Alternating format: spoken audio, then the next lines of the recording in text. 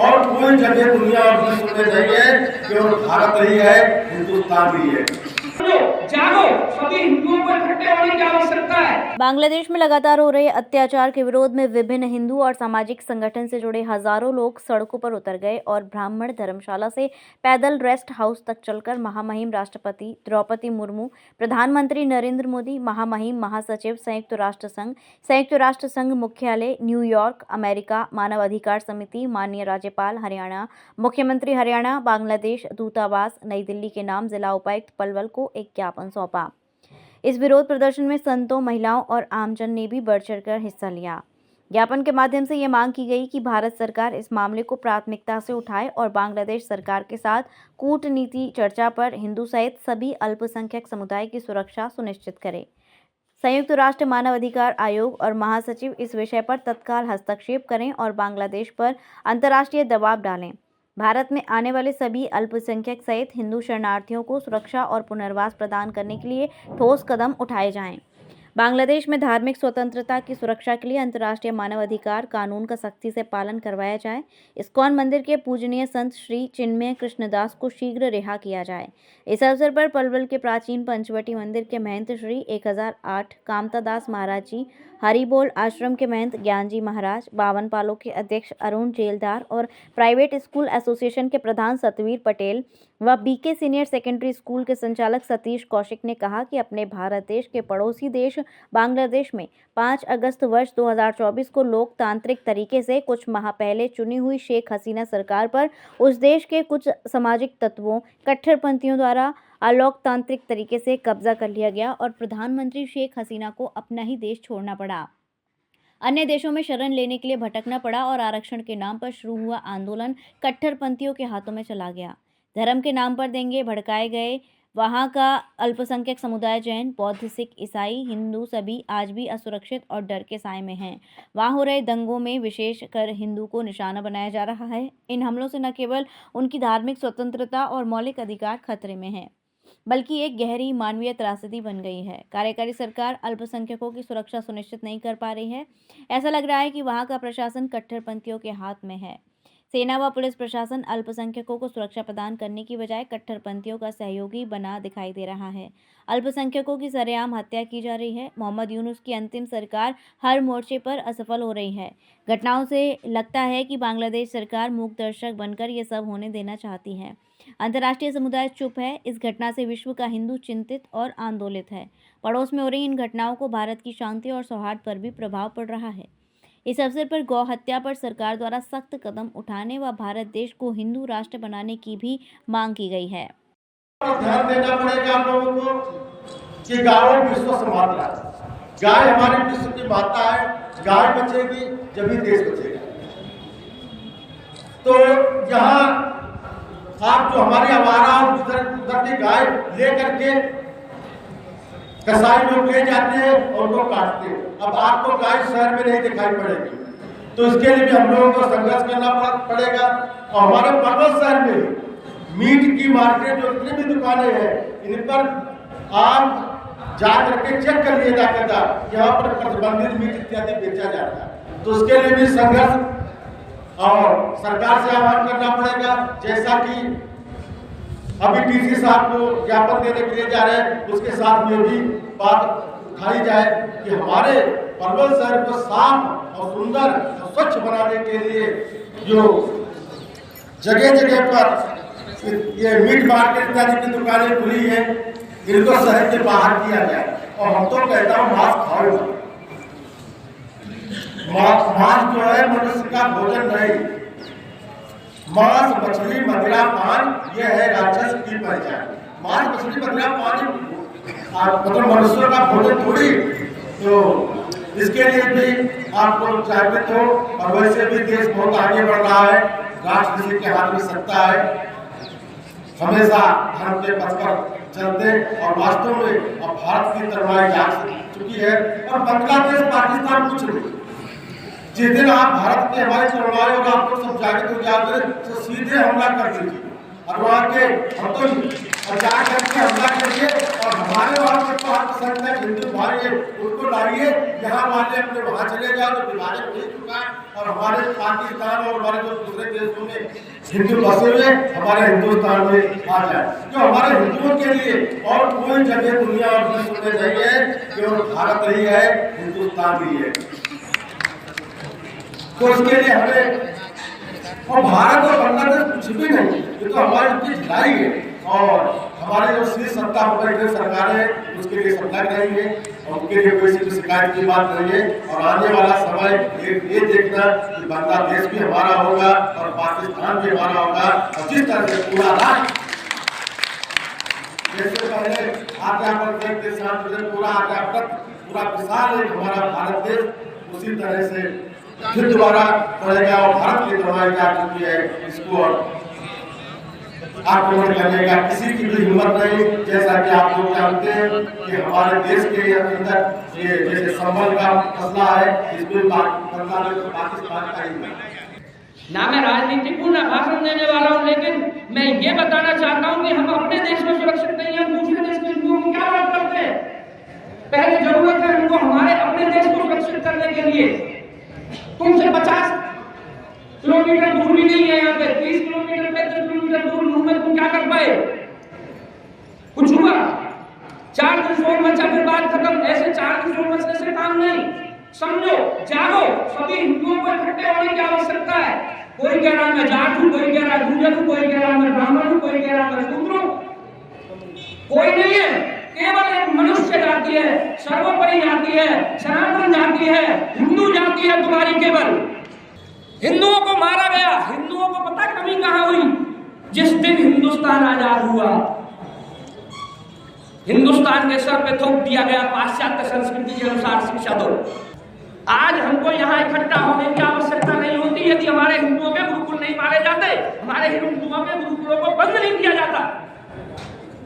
जरूरत है अपने हिंदुत्व को उठाना है, अपने गुरुकुलों को फिर से इकट्ठा करो। और गुरुकुल केवल पढ़ने वाले नहीं कि गुरुकुल में गए और पढ़ लिया हरिओम स्वस्तिनेन्द्रो वृद्धश्रवा, इसकी आवश्यकता नहीं। गुरुकुल कौन सा?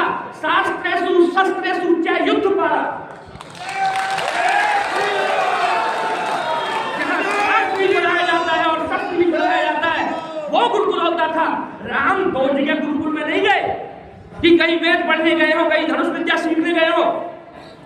कृष्ण 2 जगह नहीं गए, उसी गुरुकुल से उन्होंने शास्त्र की विद्या प्राप्त की, उसी गुरुकुल से राम ने धनुष लिया, उसी गुरुकुल से भगवान श्री कृष्ण ने सुदर्शन लिया। जरूरत है तो उस गुरुकुल की है जिसमें तुम हर व्यक्ति क्षत्रिय है, हर व्यक्ति ब्राह्मण है, हर व्यक्ति वैश्य है और हर व्यक्ति शूद्र है। 4 ही जातियां हैं हमारी, और 4 जातियां भी 4 नहीं, 1 है। 4 जातियां भी केवल इसलिए 4 जाति कही जाती है कि वो 4 जगह अपने अपने कर्तव्य का पालन करे, इसलिए है, इसलिए नहीं कि तुम बढ़ जाओ। मैं तो ब्राह्मण हूं जी, मेरा तो वेद पढ़ने का काम है। साधुओं का काम वेद पढ़ने का नहीं है, परशुराम भी साधु थे। जब जरूरत पड़ी है तो हिंदुओं ने अपना शस्त्र उठाया है, ब्राह्मणों ने क्या काम नहीं किया। बढ़िया वैश्य बैठ जाते हैं कि हमारा काम तो भरण पोषण का, भरण पोषण का नहीं। जब लोग ही नहीं रहेंगे तो भरण पोषण किसका करोगे? बोले हमारा काम सेवा करना है, सेवा किसकी करोगे जब लोग नहीं रहेंगे? तो इकट्ठे हो जाओ, मूल मंत्र है इकट्ठे हो जाओ। जिस परिवार में 50 व्यक्ति रहते हैं, क्या उस परिवार की तरफ कोई आंख उठाए देखता है? यहाँ गांव के लोग भी हैं, शहर के लोग भी हैं, सब है। जिस परिवार में 50 लोग बैठे हो, जिस घर से 50 लोग निकलते हो, क्या गांव का कोई भी व्यक्ति उस घर की तरफ आंख उठा के देख सकता है? हमारे यहाँ लाखों को है, करोड़ों को है, लेकिन हम अकेले हैं। आज हम सब लोग बांग्लादेश के हिंदुओं के लिए यहाँ प्रदर्शन कर रहे हैं। हम सब लोग देख रहे हैं गत 3-4 माह से बांग्लादेश के अंदर हिंदुओं की किस प्रकार से दुर्दशा हो रही है। मित्रों, सत्ता की लड़ाई थी, बात समझ में आती है। प्रधानमंत्री को पद से हटाना था बात समझ में आती है, लेकिन मित्रों जब बात सत्ता की थी, लड़ाई और संघर्ष सत्ता का था, तो वहां के हिंदुओं का क्या दोष था? जो हिंदू समाज हमेशा से बांग्लादेश की तरक्की में सहायक था, जो बांग्लादेश को प्रगति के रास्ते पर अपने खून पसीने और मेहनत से ले जा रहा था, आज वहाँ के हिंदू समाज के लोगों को टारगेट बनाया जा रहा है। वहाँ की बहन बेटियों की इज्जत लूटी जा रही है, उनकी धन संपत्ति को आग लगाई जा रही है, उनके व्यापारिक प्रतिष्ठानों को लूटा जा रहा है और मंदिरों को तोड़ा जा रहा है। अभी कल भी एक बड़े मंदिर को तोड़ा गया और यहाँ तक की बात समझ में आती है मित्रों, लेकिन अभी 2 दिन पहले भारत बांग्लादेश की सीमा पर टर्की से मिले ड्रोन, उन ड्रोनों को भारत की सीमा पर बांग्लादेश ने डिप्लॉय कर दिया। बांग्लादेश क्या पत्ती का शोरबा, छोटा सा देश, भारत की चौथी सबसे बड़ी महाशक्ति और 5वीं आर्थिक महाशक्ति को आज दिखाने का काम करता है।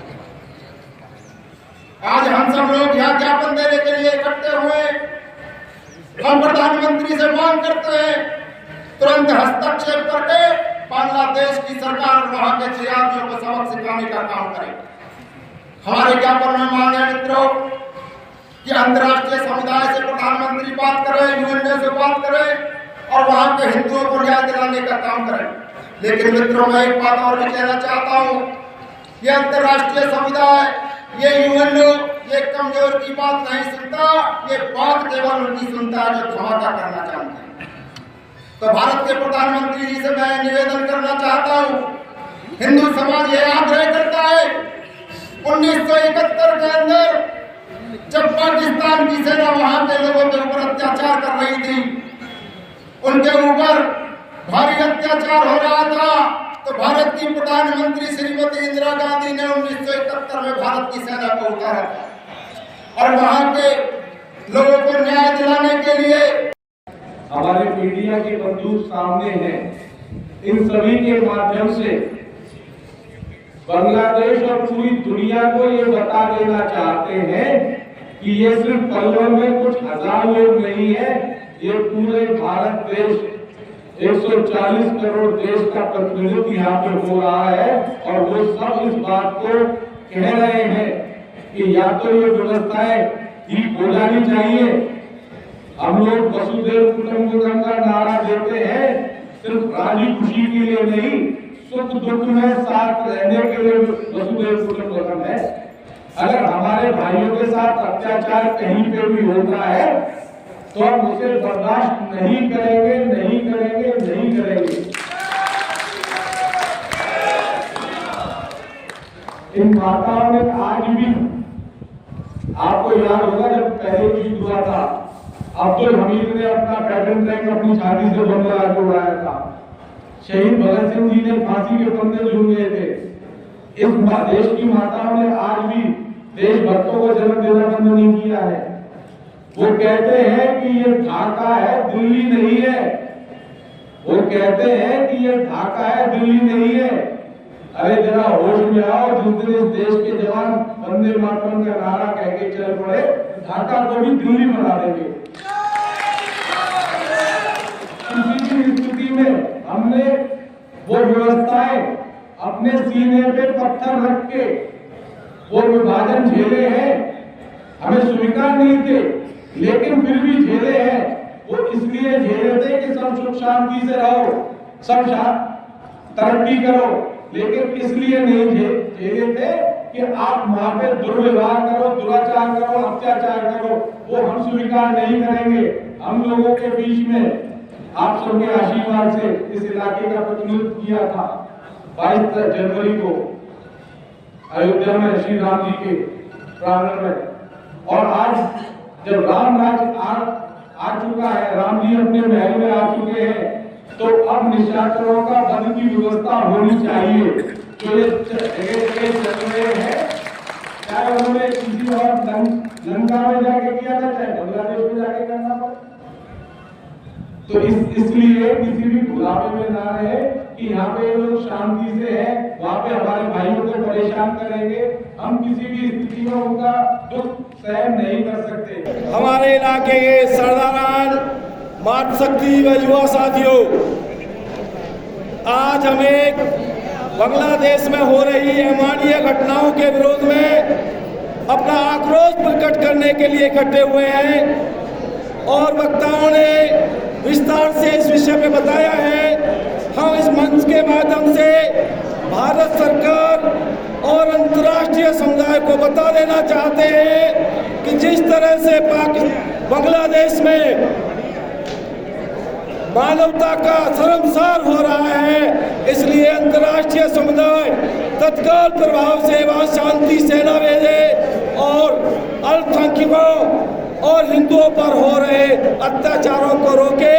जो वहाँ दोषी लोग हैं उन्हें उसके लिए सजा दी जाए, ये मंच से मांग करता है। प्रदर्शन ब्राह्मण धर्मशाला से प्रारंभ किया और रेस्ट हाउस पर आकर के पूर्ण किया और जो कारण है इसका वो सर्वविदित है कि इतने दिनों से बांग्लादेश में हिंदुओं पर, अल्पसंख्यकों पर, वहाँ पर इतने अत्याचार हो रहे हैं, मंदिर तोड़े जा रहे हैं, चर्च तोड़े जा रहे हैं और माँ बेटियों का, बहन बेटियों का चीरहरण हो रहा है।